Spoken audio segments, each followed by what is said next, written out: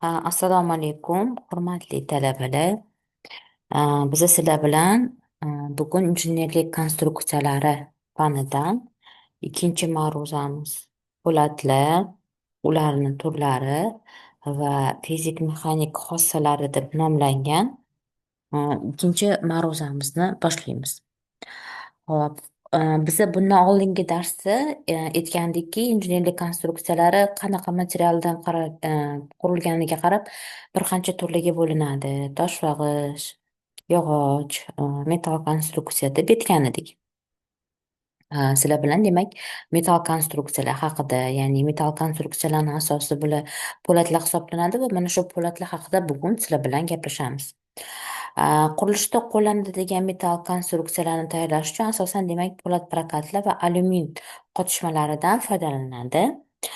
Bunda asosan turli xildagi po'lat prokatlardan 95% holatlarda foydalanilsa, qolgan 4-5% turli xildagi alyuminiy qotishmalaridan foydalaniladi. Po'lat deb demak tarkibida judayam oz miqdorda boshqa qo'shimchalar mavjud bo'lgan temir bilan uglerod qo'shmasiga aytamiz.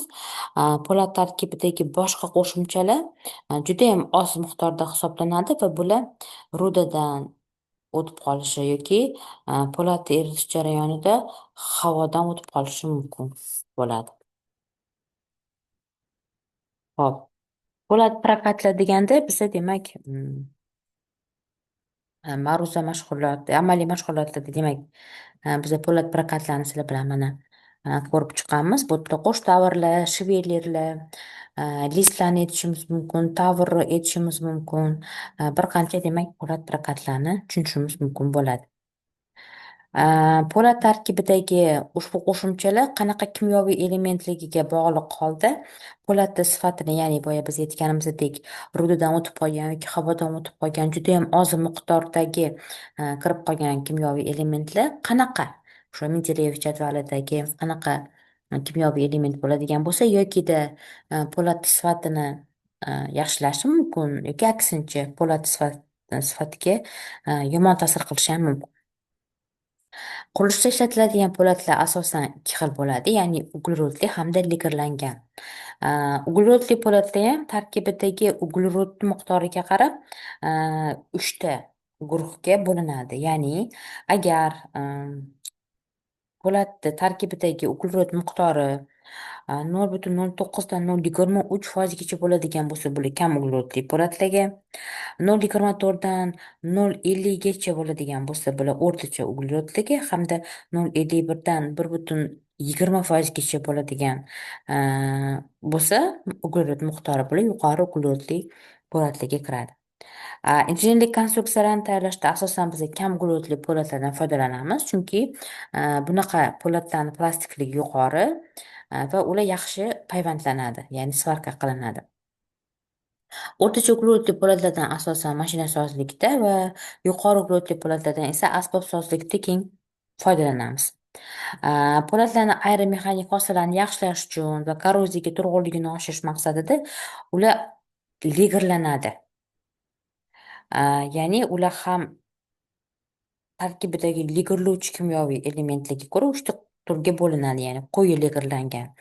Ya'ni o'sha po'lat tarkibida 2,5% ligerlovchi qo'shimchalarni qo'shadigan bo'lsak, quyi ligerlangan po'latlarga, 2,6 dan 10% ligerlovchi moddalarni qo'shsak, o'rtacha ligerlangan po'latlarga hamda agar 10% dan oshib ketadigan bo'lsa, bular yuqori ligerlangan po'latlarga kiradi.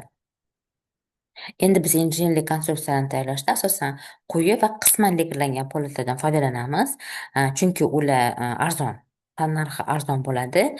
Yuqori ligerlangan po'latlar esa odatda kislotalar ta'siriga turg'un, zanglamaydigan po'latlar deb ham aytiladi. Ya'ni nejavika degan eshitgansizlar, mana shular yuqori ligerlangan po'latlarga kiradi va ular qimmatroq turgani uchun biz qurilishda deyarli ulardan foydalanmaymiz. Xo'p, po'latlarning fizik xossalariga keladigan bo'lsak, po'latda asosiy qismi temirdan iborat bo'lganligi uchun tarkibida ortiqcha qo'shimchalar bo'lmagan po'latni fizik xossalari xuddi temir fizik xossalariga yaqin bo'ladi. Buning uchun demak oddiy po'lat temir kabi kumushsimon, oq rangli, havoda tez xiralashadigan bog'lovchi material hisoblanadi. Po'latlar kuchli magnit xossalariga ega bo'ladi. Issiqlik va elektr tokini yaxshi o'tkazadi, bilasizlar. Suyuqlanish harorati 1535 gradus Selsiy, ya'ni mana shu 1535 gradusga yetganda u sekingina yumshab erishishni boshlaydi va hamda uni zichligi 7850 kilogramm taqsir metr kubga teng. Po'lat mexanik xossalari va kimyoviy tarkibi ularni sifati va boshqa xossalarini baholay oladigan asosiy mexanik tavsiflardan biri hisoblanadi. Po'latni mexanik xossalari ulardan olingan namunalarni cho'zilishga, egilishga hamda zarblar ta'siriga sinash yo'li bilan aniqlanadi. Po'latni mustahkamligi, elastikligi, plastiklik hamda mo'rtligi ularni mexanik xossalarini ifodalaydigan ko'rsatkichlari hisoblanadi. Endi mustahkamligi deganda po'latni materialni tashqi kuch ta'siriga ko'rsata oladigan qarshilig'iga yetamiz, bilasizlar. Elastiklik deb demak, tashqi kuchlar ta'sirida materialni shakli yoki o'lchamlari o'zgarishiga va ta'siri olingandan keyin uni boshlang'ich holatiga qaytish xususiyatiga yetiladi, bilasizlar, elastiklik. Bu shunaqa degani. Hamda po'latni plastiklik deb o'sha tashqi kuchlar ta'sirida materialni shakli yoki o'lchamlarini o'zgarishiga va yuk ta'siri olingandan keyin boshlang'ich holatiga qaytmaslik xususiyatiga yetiladi. Demak, bunday holatda qoldiq deformatsiyali ham yuzaga keladi. Mo'rtligi deganda po'latda demak tashqi yuklar ta'sirida bo'lgan materialda juda kichik deformatsiyalar hosil bo'lishi bilan to'satdan buzilib ketish holatiga yetamiz. Po'latni mustahkamligi, elastiklik, plastikligi tekshirilayotganda po'lat namunalarining cho'zilishiga statik sinash yo'li bilan aniqlanadi. Bunda koordinata o'qlariga namunani sinashdagi normal zo'riqish miqdori va namunani nisbiy uzayishi miqdori qo'yiladi va demak quyidagi diagramma orqali biz ularni o'quvchalik chegarasi, mustahkamlik chegarasi, elastiklik chegarasi ularni demak ko'rib olishimiz mumkin bo'ladi. Xo'p. Oddiy mustahkamlikdagi kam uglevodli po'latlar metallurgiya zavodlarida 3 guruhga ajratilib chiqariladi. Mana A guruhda, demak, agar po'lat markasida A harfi bo'ladigan bo'lsa, po'lat mexanik xossalar zavod tomonidan kafolatlanadi. B bo'ladigan bo'lsa, demak, po'latni kimyoviy tarkibi zavod tomonidan kafolatlanadi. V bo'ladigan bo'lsa, ikkalasi ham, ya'ni ham mexanik, ham kimyoviy tarkiblari zavod tomonidan kafolatlanadi. Bu nima degani? Demak, siz agar o'sha po'lat markasida A yoki B yoki Vdagi oladigan bo'lsangiz, bemalol uni sinab ko'rmasdan qurilishda ishlatishingiz mumkin bo'ladi. Agar qanaqadir muammo bo'ladigan bo'lsa, buning uchun zavod javob beradi, chunki markada mana shu harflarni keltirgan hisoblanadi. Injenerlik konstruksiyalarni tanlashda esa V turdagi guruhdagi po'latlardan foydalanamiz. Bular ko'pincha ikkala ham mexanik, ham kimyoviy tarkibi zavod tomonidan kafolatlangani uchun ham ishonchli po'latlar deb aytiladi. Hop, po'latlarning kimyoviy tarkibi. Biz boya aytdikki, o'sha ma'lum bir judayam oz miqdorda boshqa qo'shimchalar kirib qoladi dedik, to'g'rimi? Agar masalan kremniy kirib qoladigan bo'lsa, o'sha rudadan o'tib qolsa yoki havodan kirib qoladigan bo'lsa, po'latni mustahkamligini oshirar ekan, lekin uni zarb yopishqoqligi va payvandlanishini kamaytirishga olib kelar ekan. Marganit kirib qoladigan bo'lsa, po'latni mustahkamligini oshiradi-yu, lekin uni egiluvchanligini kam miqdorda kamaytiradi. Mis bo'lsa, po'latni mustahkamligi va zanglashga chidamliligini oshiradi. Ya'ni, agar mis kirib qoladigan bo'lsa, bu demak bizani po'latimizni sifatini yaxshilashga xizmat qilar ekan. Alyuminiy ham xuddi shunaqa. Po'latni yaxshi oksidlantirib, zararli bo'lgan fosfor ta'sirini barqarorlashtirar ekan, zarb yopishqoqligini oshirar ekan.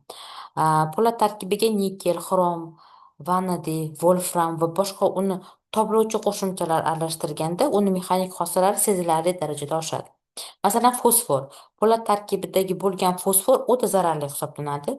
Uni egiluvchanligi va zarb yopishqoqligini tezda kamaytiradi va uni past haroratda mo'rt bo'lishga olib keladi. Demak, iloji boricha fosfor kirmagani yaxshi ekan.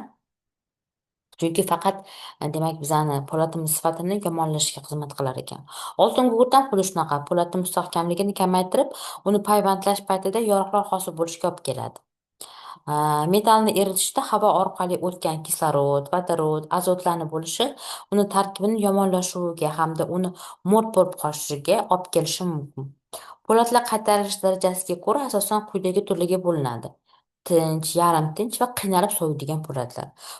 Ular uglerodli po'latlar markasida shartli ravishda demak mana shu siz ko'rib turgan qog'oz ustida belgilangan SP, PS, KP degan, ya'ni shu po'lat markasida siz SPni ko'radigan bo'lsangiz tinch holatda sovigan, ya'ni spящий. PS bo'ladigan bo'lsa yarim tinch, ya'ni полспящий hamda кипящий, ya'ni KP qiynalib soviydigan. Bu nima degani? Demak, agar po'lat tarkibida hech qanaqa yomon qo'shimchalar bo'lmasdan, o'zi tinchgina, qaynamasdan sekin soviydigan bo'lsa, tinch holatda. Bular SP, ya'ni bunga biz saryoni misol qilib keltirishimiz mumkin. Saryonni bitta kesganingizda, demak, tekis kesiladi va orasida hech qanaqa g'ovakliklar bo'lmaydi, to'g'rimi? PSda bo'ladigan bo'lsa, bunda ozgina demak, pol spящий, sal pal po'latimiz tarkibida qanaqadir qo'shimchalar bo'ladi-yu, sal qiynalibroq soviydi. Ya'ni shu kesganingizda ozgina ichida g'ovakliklar paydo bo'ladi. Kipyashida qiynalib soviydiganda bunaqada demak tarkibida o'sha uni tarkibini yomonlashtiruvchi kimyoviy moddalar bo'lgani hisobiga mana masalan ovqatni ham baland qilib qo'ysangiz buqillab qaynaydi-yu, xuddi shunaqa qaynaydida keyin sovishga ham qiynaladi. Natijada o'sha qaynagan natijasida ko'piklar hosil bo'lib yorilib, xullas oxir oqibat sovuganda uni kesib ko'rganingizda xuddi pishloqqa o'xshab oralarida juda ham ko'p g'ovakliklar paydo bo'ladi.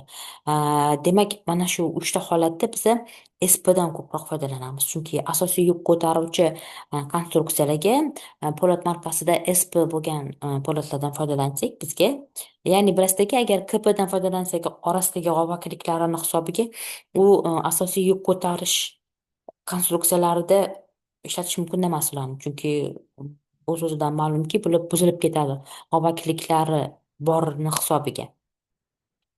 SPda esa hech qanaqa g'ovakliklar yo'q. Tabiiyki, bular demak sifatiga qarab tannarxi ham oshib boradi bularni. Ho'p, agar demak eritilgan po'latda tinch sovsa, ya'ni qotish jarayonida po'lat tarkibi turli xildagi gazlar, bularni hozir biz demak sizlar bilan aytib o'tdik. Demak, bularga alohida endi to'xtalib o'tirmaymiz. Po'latlarni markalari. Demak, metallurgiya zavodlarida ishlab chiqarilayotgan po'latlarni o'zini mexanik xossalari, kimyoviy tarkibiga asoslangan holda davlat standartlari bo'yicha markalanadi. Masalan, kam uglerodli po'latlarda GOST 280-71 va GOST 235-70-79 bo'yicha markalanadi. Po'latlarning markalari ma'lum bir kiril harflari va raqamlari bilan ifodalanadi. Masalan, VST3 SP5. Bu po'lat markadagi po'latdagi V harfi biza boyasi bilan aytib o'tdik shu narsani. Demak, ham mexanik, ham kimyoviy tarkibi zavod tomonidan kafolatlanadi. ST bu stal, ya'ni po'lat degani. 3 raqam bu kam uglerodli po'latlarni markasiga kiradi. SPni biz ham hozirgina aytdik, ya'ni spящий, tinch soviydigan po'latlarga kirsa, 5 bu demak kam uglerodli po'latning toifasi raqami. S70 markadagi po'latlarning aniq maqsadlari bo'yicha ishlab chiqarilmaydi. Ular boshqa markadagi po'latlarning belgilangan talablariga javob bermaganda yaroqsiz deb topiladi va ular S70 markadagi po'latlar jumlasiga kiritiladi. Bunday po'latlardan asosan demak hisoblab talab etilmaydigan ikkinchi darajali konstruksiya elementlarini tayyorlashda foydalanadi. Masalan, 14G markali po'latda birinchi turgan anaqani 100 ga bo'lib olsak, necha foiz uglerod borligi kelib chiqadi. Ya'ni 14da 100 ga bo'lsak 0,14, demak 14% uglerod bor. 2%gacha markanец yoki mana 15 QS HT markadagi po'latda 15% uglerod bor. Xrom, kremniy, nikel, demak o'sha Mendeleyev jadvalidagi ko'rsatilgan kimyoviy elementlarni biza bemalol demak aytishimiz mumkin bo'ladi.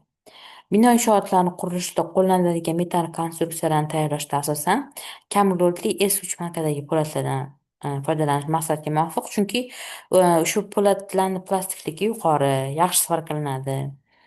Yuqori o'quv chegarasiga ega 230-240 megapaskal va eng asosiysi turli xildagi